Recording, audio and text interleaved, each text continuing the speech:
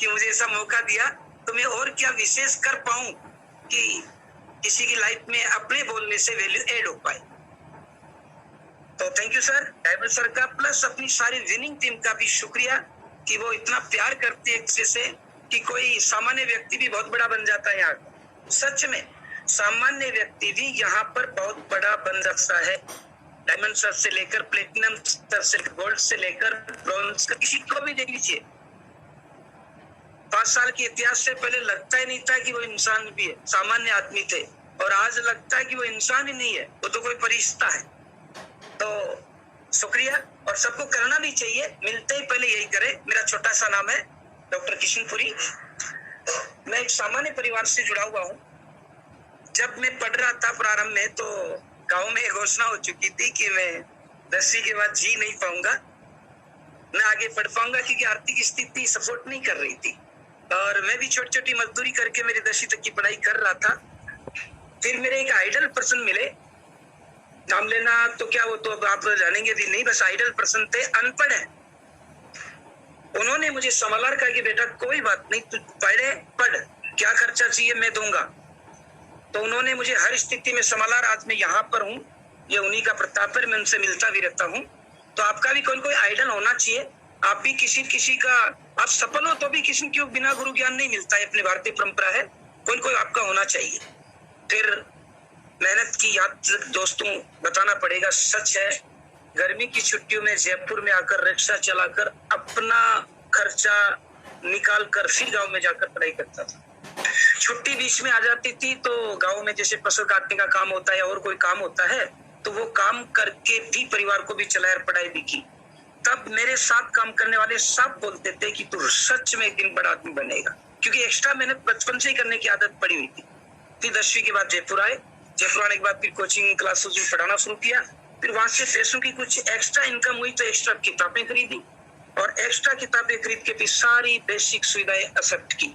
तो मैं प्रत्यक्ष दुआएं व सहयोग करने वाले सारे लोगों का शुक्रगुजार हूँ। उसके बाद मैंने एमए किया, एक सब्जेक्ट नहीं 3 में, ज्योग्राफी, इकोनॉमिक्स और संस्कृत, तीनों में एमए हूँ। तीनों में नेट हूँ, मतलब कॉलेज में लेक्चर बनने की क्वालिटी को नेट कहते हैं, जो सामान्य बात नहीं होती। पता नहीं सब ईश्वर ने कहां से दे दिया। मुझे तो ऐसा लगता है कि मेरी पीढ़ी में कोई पढ़ा लिखा ही नहीं है, सबने दुआएं की होगी, तो ईश्वर ने देखा कि सबका बकाया इसी को दे देते, शायद इसलिए ईश्वर ने मुझे दिया होगा। फिर बीए के बाद बीएड की, और बीएड की दास्तान भी 1 मिनट में सुना दूं। जयपुर में संसार चंद्र रोड पर रिक्शा चलाते हुए जहां भी आधा किलोमीटर रुक जाता था, वहां से मैं गाइड बुक पढ़ता था, और ऐसे मैंने शिक्षा शास्त्री की तैयारी की। शिक्षा शास्त्री संस्कृत में होती है दोस्तों, पूरे इंडिया लेवल पर होती है, और 6 सेंटर है, एक सेंटर पर 60 पोस्ट होती है, 60, तो 6 पर 360 पोस्ट होती है। मैंने ऐसे रिक्शा चलाते तैयारी की, और पूरे इंडिया में 3rd रैंक थी मेरी, 3री रैंक थी मेरी, जो बहुत बड़ी बात, मुझे पता नहीं था पास हो जाऊंगा, नहीं शायद ईश्वर ऐसे ही करता है।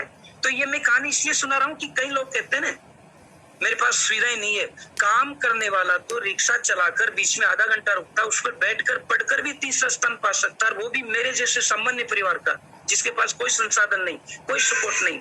तब से मेरा भ्रम हट गया कि आप में क्वालिटी है, काबिलियत है, तो आप यहाँ नहीं तो वहाँ, वहाँ नहीं तो वहाँ, वहाँ नहीं तो वहाँ जगह पा ही लेंगे।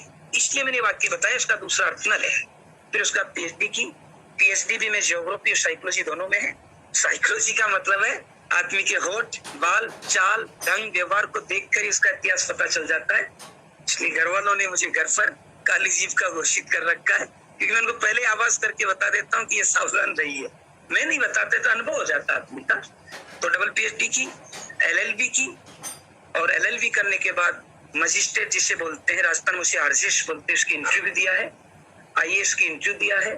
आरएस राजस्थान एडमिनिस्ट्रेशन सर्विस बोलते हैं, 5-7 बार, लगभग 7 बार उसका इंटरव्यू दिया है। नहीं होने के पीछे कई कारण है, उसमें अपना बैकग्राउंड भी हो सकता है, आर्थिक स्थितियां भी हो सकती है, लोगों से पहुंच भी हो सकती है, अपनी चमचागिरी न करने की आदत भी हो सकती है। ठीक है, तो ये मेरे सफर था, यूपीएससी, यूजीसी सब पे इंटरव्यू देने का मेरा अनुभव रहा, उसी की वजह से मैं इतने बच्चों को गाइडलाइन कर पाया, और प्रत्यक्ष रूप से 5 लाख से ज्यादा को तो मैंने टीचिंग कराई है, प्रत्यक्ष रूप से, अप्रत्यक्ष का तो पता ही नहीं है।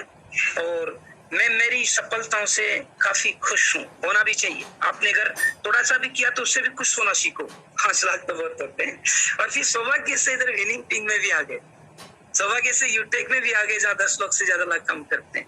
तो मुझे हमेशा अच्छे लोग मिले हैं। तो ये मेरे छोटा सा शिक्षा का सफर रहा है। तो वेलकम।